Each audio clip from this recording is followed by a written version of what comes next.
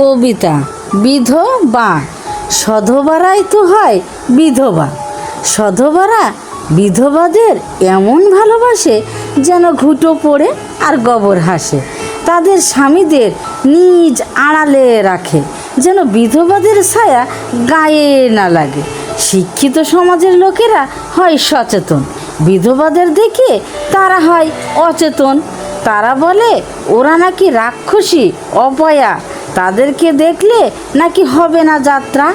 বাঁচা মরা তো আল্লাহর হাতে, তবে এই আচরণ কেন তাদের সাথে?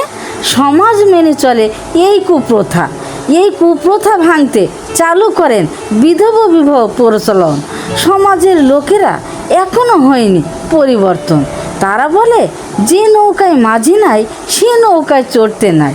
তাহলে তাদের হবে কি উপায়? বিধবাকে দিতে হবে সম্মান, তাদের পাশে দাঁড়িয়ে রক্ষা করতে হবে মান।